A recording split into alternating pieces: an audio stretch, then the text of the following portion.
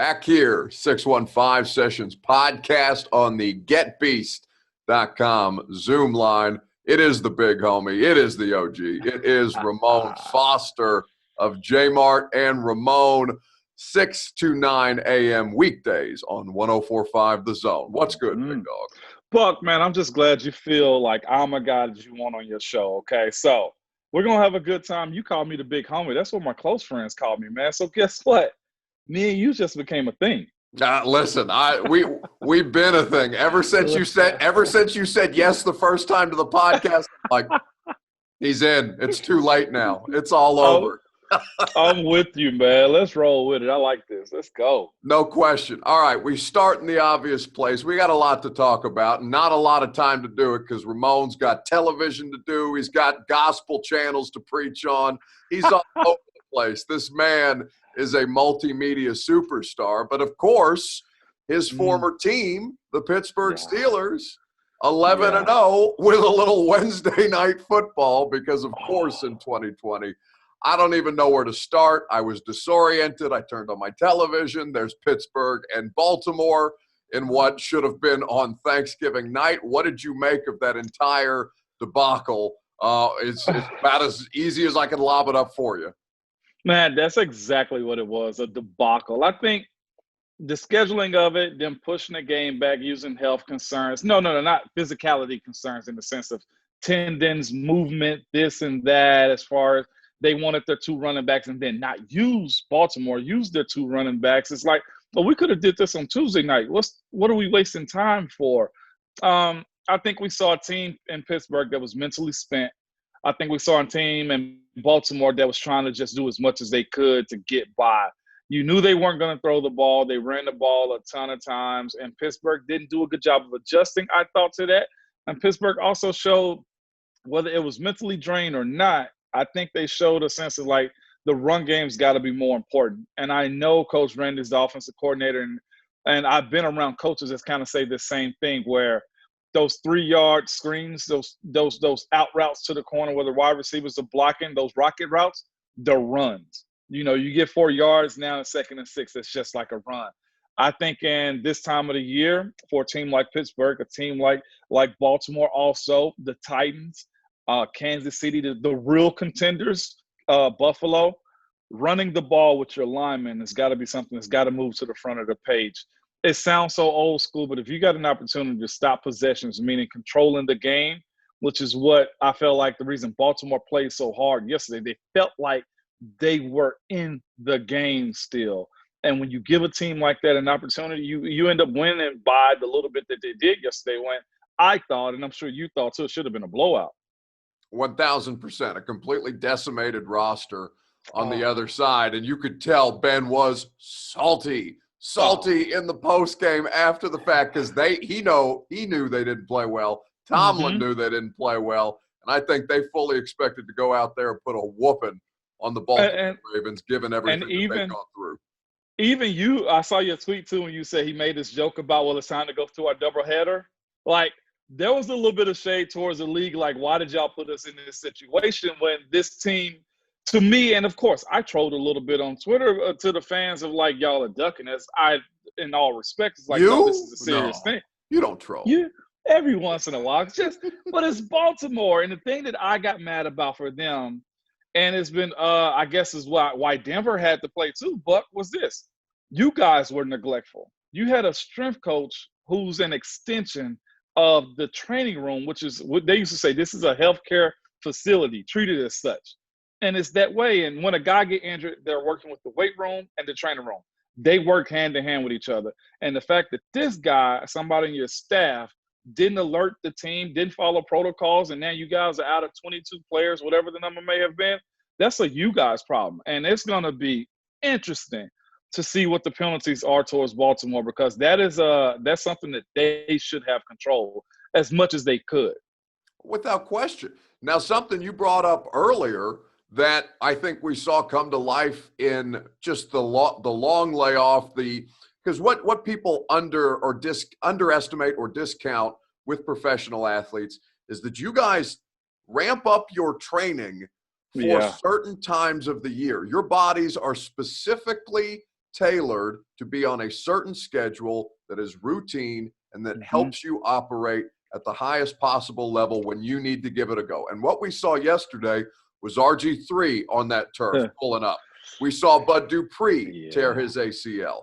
We saw injuries of that sort in a way that I'm just sitting there watching this thing. And listen, people are going to watch football. I'm sure it did a fine number. I'm sure the league got what it wanted because it's the big network. It's Chris Collinsworth. It's Michelle Tafoya. It's Mike Tirico. They get all the bells and whistles. And yet for the players, people are completely underestimating that not only are we asking them to play through a pandemic for our entertainment purposes, but no, we're going to slough this thing off that was supposed to be played on Thanksgiving night and put your bodies at further risk.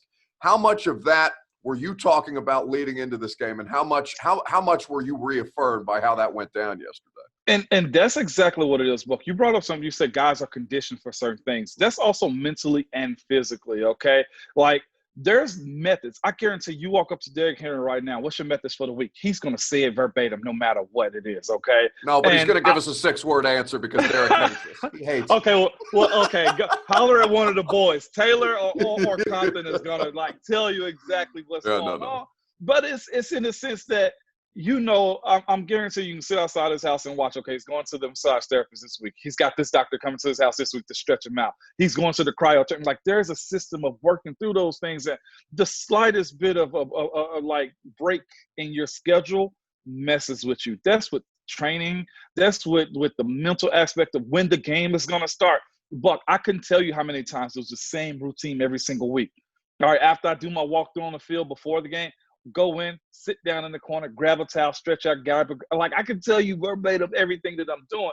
And I'll say this too, is they're not factoring in the start-stop component of whether it's, you know, a team got to reschedule, a team got to, you know, do certain things, because at the end of the day, it's just this: the show must go on.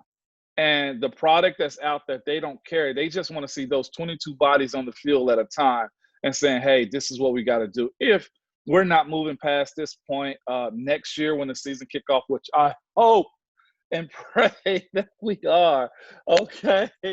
I promise you. But they're going to have to work some stuff out, whether that's expanding the roster way bigger than we'd expect, whether that's just finding gaps in the season to say, okay, well, they want to transition to a 20-game season anyway, but like have a 20-game like reworking where, okay, well, if Pittsburgh and Baltimore had to miss the game this week, well, guess what? We got a gap week in between.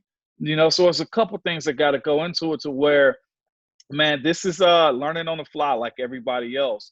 But, you know, like I know, but guess what? The show must go on. And it sucks for the guys because guys are stuck in their ways and adjustments just mess you up a little bit. But that's just how it goes. Man, they shipped a whole NFL franchise into another state because the 49ers can't play at their own stadium. Ramon, I'm watching this, and it's less the NFL, although the NFL is starting to go the same direction as college football. Man, I'm watching these college football rankings come out on Tuesday night. Oh. And I struggle with it. I talked about this on the Tuesday podcast. I talked about this on the streaming show. I just cannot get myself invested in this college football season, especially the rankings when it's the same teams and you're doing brand name over everything else. But more importantly, because we went through this whole thing over the course that sports were laid off, where fans were accusing media members, particularly in college football, of actively rooting against the return of sports because of the things that they were saying about we need to be cautious. We need to pull back. And listen, there are people that are dramatic on both ends of the spectrum. I'm not excusing all media member, just as I'm not chastising all fans. But Ramon, I'm watching this college football season, and the NFL less so because my job's attached to it and I need it. Yes. I'm watching this college football season, and I'm saying, I don't know how much I wish this would have happened. I don't know how I feel about it. And maybe it's because Tennessee's 2-8 or going to go 2-8 and I'm checked out. And I had to do it. I see the number 78 in orange. over your shoulder. I had to do it to you. Yeah. RIP this weekend because Dan Mullen's about to put it on your boys. I know. But that's larger point. Yeah. I'm having reservations about what I'm watching, and none of it matters because we're already in it. I know. And Buck, to your point, though, I was going to make that same point about UT. Like, if it was a wash, Buck, guess what? That would have been all right with me. Hang it up on the clothesline and let's start next year. That's how I feel about my university. But as a whole, though, we talked about, like, we were starting off with top rankings on our radio show at the beginning of the season. And then it became like a little bit of a wash in a sense, like, no disrespect to these schools at all. But in a regular schedule, do you think Coastal Carolina would be ranked? No. I mean, and now you got BYU checkmating somebody else and saying, okay, we're going to play Coastal Carolina this week to make up for a game. Like, there's a lot that's going on. And somebody asked me the question of, like, you know, if you were a high draft pick, because Tennessee has a few, Trey Smith is going to be one of those guys, K to be at least a second rounder, maybe depending on draft status, like second, third rounder, something like that, if he chose to come out. And in the sense of the season being a wash, like, would you opt out? Is pride what keeping you in? Like, now you're seeing teams that I think LSU had somebody else opt out last week because what am I doing here? What are we doing here? And even talking about the college football playoffs in a sense, like, do you want Cincinnati in there if they're undefeated? Like, maybe they deserve it in a regular season to where they can go play and you can see them grow and grow and grow. But, like, if Ohio State is 4-0, Buck, I kind of want to see Ohio State over Cincinnati. I don't care if Michigan's holding out on them so they can't get to 6 games. Which, by the way, I love Kirk Herbstreit saying that out loud, even if he ran it back. He said it. Exactly. He said what he said, and you know, behind the scenes, he's like, yeah, I felt that way. So, what, in the sense of, like, this season, for college, the fact that they can't do a full 12, I think it's a bit of a wash in a sense, man. And if you were to tell me, look, the NCAA board of directors decided, look, we're done. These 4 teams are college playoffs. We're going to play these 4 powerhouses. I'd be okay with that. Sign me up. Like, and they're playing games right now through signing day. Like, that's how far this thing has been stretched out. And I see the worth in guys getting a chance to put their resume out there. And it would suck if I was still a player and you cut my season short in college because some people might need those extra games to put tape out there for the draft and, you know, combine. So with that being said, on the outside looking in, I don't think it would hurt to be like, you know what? Clip it. 1, 2, 3, 4. Let's come to Indy. Let's go to Arizona. Let's knock this thing out. Yeah. I feel like that would be the best case right now.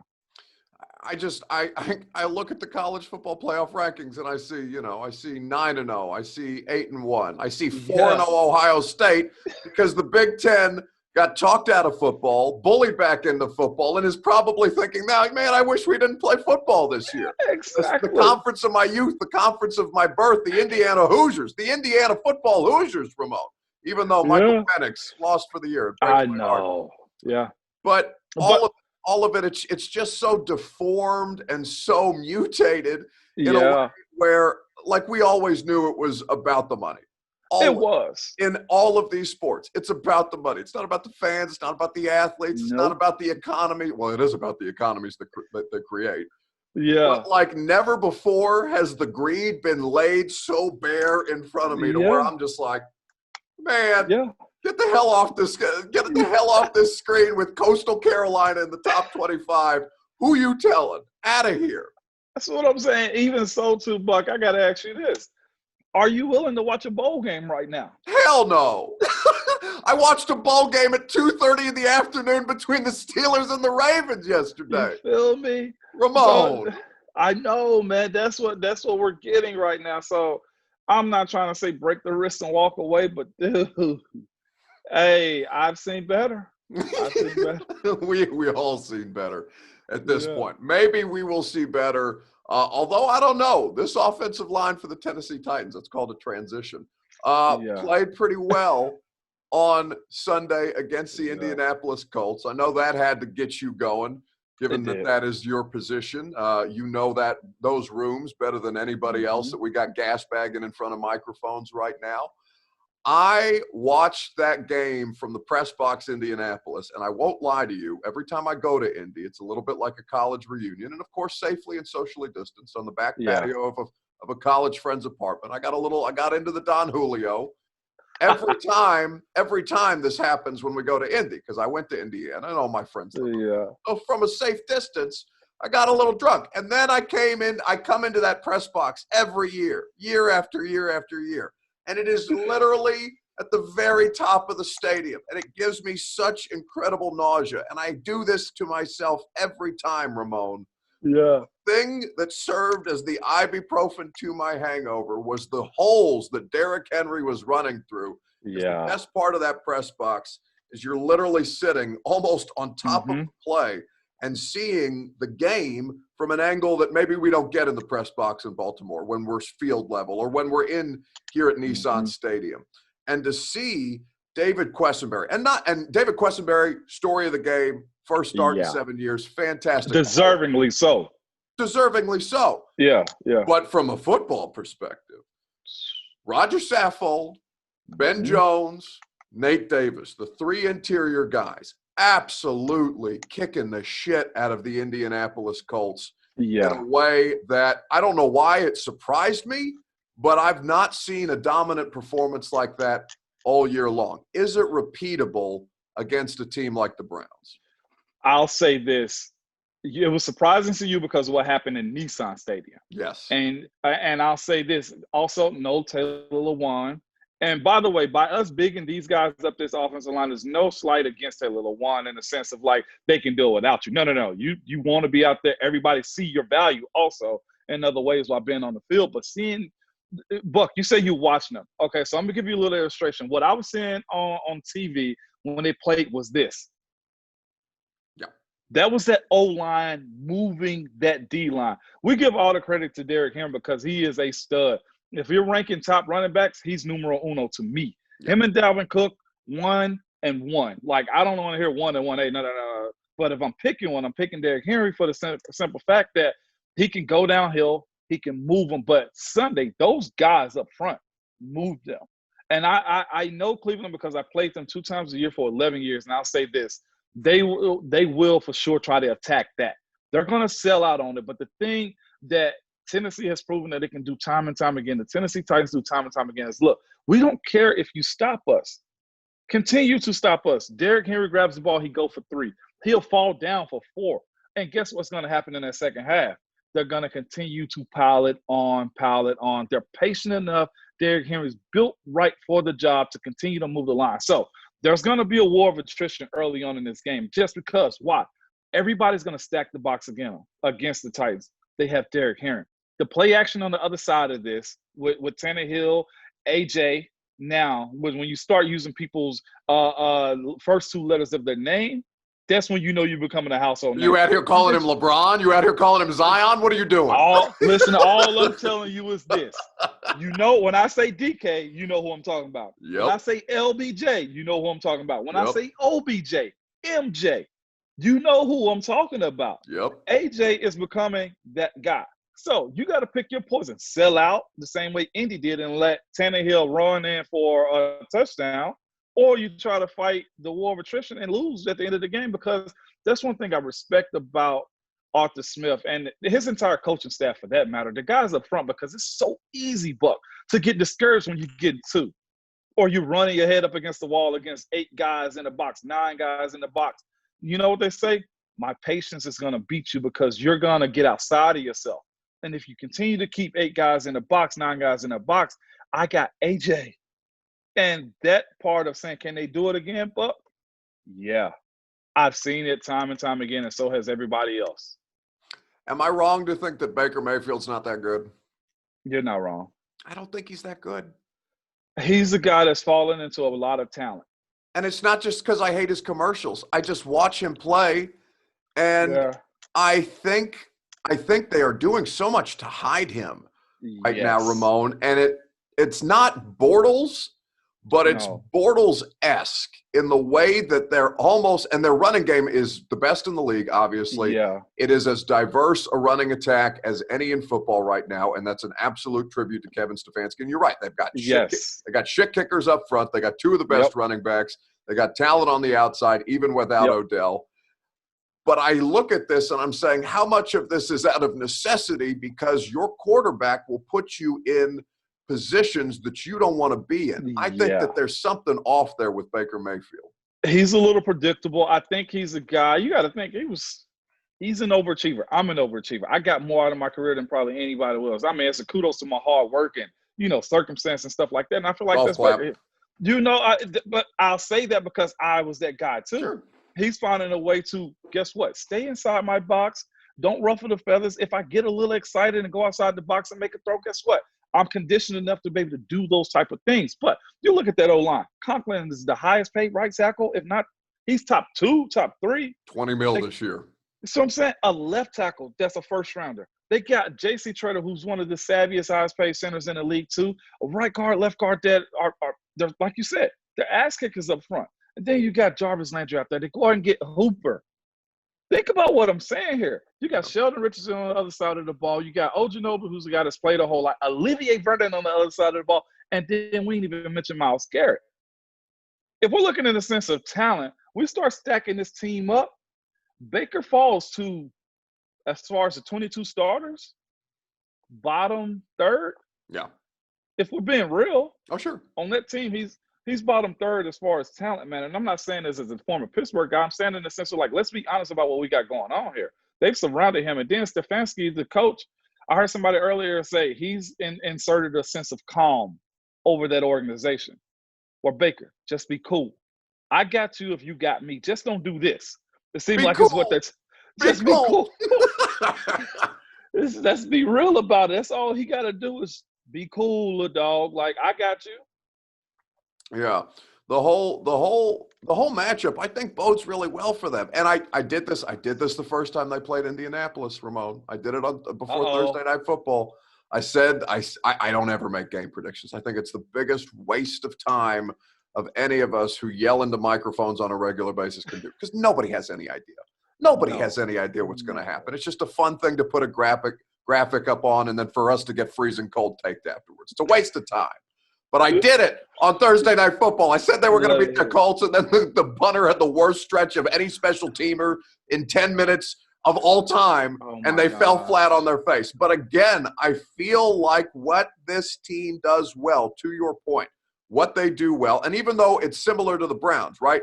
What travels is a running game and defense. So you cannot count the Browns out. And obviously that they don't get bothered by these close games that they get into, floppy as they might be. But I feel good about what we're seeing the Tennessee Titans week by week build upon ever since Baltimore. And I know it's only been 2 games since, but the stuff that is there is substantial, and it's very much on brand for what has worked for them in years past. It is, man. And the beauty of this matchup, man, is you can compare one to the other. I take Tannehill over Baker, though, all day long. Sure. But in a sense of running backs, they got 2 for 1, and Henry means 2 of them. And what they're doing right now, the Titans, is, like you said, they're playing in their box. I said this, if this defense, the Titans defense, can show me just a little bit more, then that's when I'll say, okay, they're turning that curve.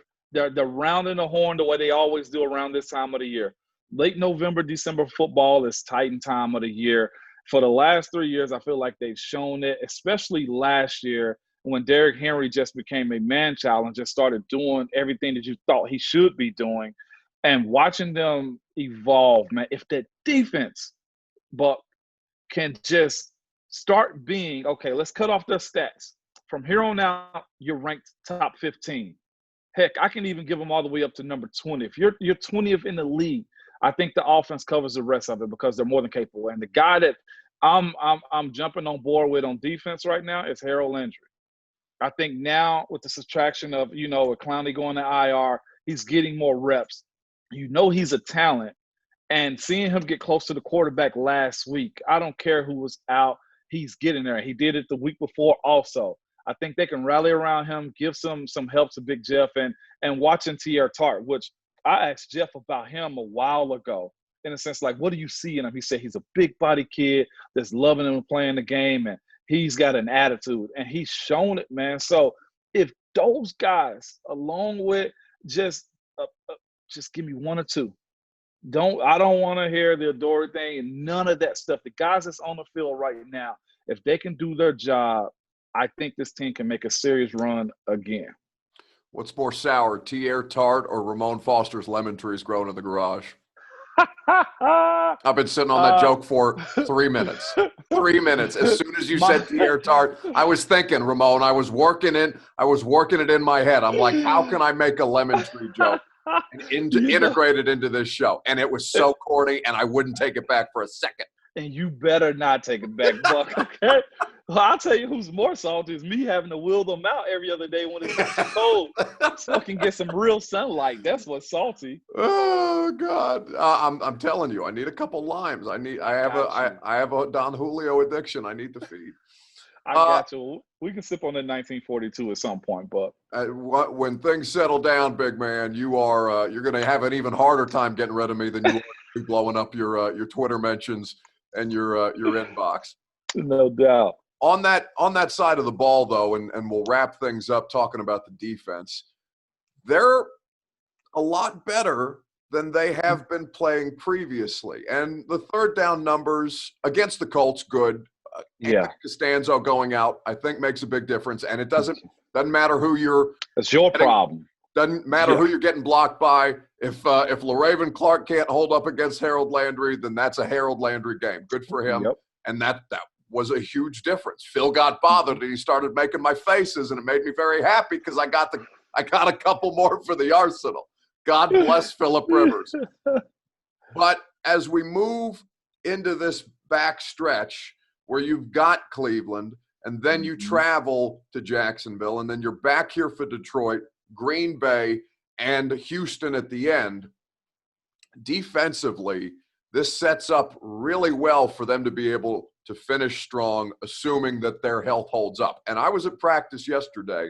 The health of this team right now, given the guys who have already been put on season IR, they're about as good a position as they have been all year long. If you are talking about Harold Landry as the guy that this defense rallies around, what else on that side of the ball, outside of what we know to be known commodities? We know that Jeffrey Simmons is going to show up game in and game out, provided health. The secondary is playing much better. Malcolm Butler said yesterday they're allowed to be more aggressive, putting it a little back on the coaching staff, but we all saw it when they're playing 9 yards off the ball because they don't want to get beat deep. Yeah. What outside of Harold Landry needs to elevate for this team to be in the top 20, as you said, to just help this offense get by? I would honestly you got to point to the middle linebacker position. And I'll say it's either one or two guys or both, because they seem to both be the green dots. That's Will Compton or David Long Jr. Like those two guys that side to side stopping the run game because your D tackles are taking up two guys, or Harold Landry is getting a chip on the other side of the ball. Like that's where they got to see an improvement. Both those guys in positions they weren't in at the beginning of the season. So guess what? Teams are going to try to start attacking that. It was good seeing David Long last week and break up those passes when he was in coverage. That said a whole lot about him. Seems like a guy that brings a jolt to the defense. A Wesley Woodyard type is like, okay, you rally around him. And then you got Will, who's just a savvy guy that knows how to just make plays, man. So whichever one of those guys can sure up the front end, because that's what teams are going to try to attack them more than anywhere, is mixed matches between one or the other, and they've got to be able to do that. The game that sits on the docket for me is the Green Bay game, and watching how those linebackers, because like I know, Aaron Rodgers is a very savvy guy. He's going to try to find mixed matches here and there. The rush up front, if it can rattle them, seeing those guys, David Long or Will Compton, close in on him when necessary, or stopping those balls across the middle, because he finds ways to find outlets. I think the back end kind of handles themselves. That's my improvement area. If they can make that front seven solid as can be, let them rush, tackle across the middle the way they need to, blitz when you have to, and get home, they got a really good shot, like you said, being 20 or better when it comes to this playoff time of the year. I love that you gave Will Compton a little shine on there because he is, Shane Bowen called him the ultimate pro, but I know That's damn what I'm well saying. he wasn't making a single play on that first drive when his ass got benched. They pulled him out of there so fast. I Yeah. hope that kept him up at night. And I love Will to death, and I've got to put a little evil on his name here. Yeah. We give the good with the Yeah. bad. Ramon Foster could be the Has good to. cop, but no, Will, because I know he listens to this podcast. You're not getting away with everything, okay? You're not What'd you getting say, away with Buck? You want to play bad cop with him, huh? No, we're playing bad cop. Somebody's got it. Somebody's got to do it, Ramon. It's a dirty job, but somebody's got to. Just like somebody has to come on this podcast and carry my ass for at least one episode a month, and I am grateful for Ramon Foster because I know you got a busy schedule. Homie, you have the radio show 6 to 9 a.m. 104.5 The Zone. It's J. Mart and Ramon, bangers only. On 104.5. You can get the podcast wherever it is that you get your podcast. Subscribe, rate, and review. I appreciate you, Ramon. Thanks for hanging out. No doubt. Anytime, Buck. You got me.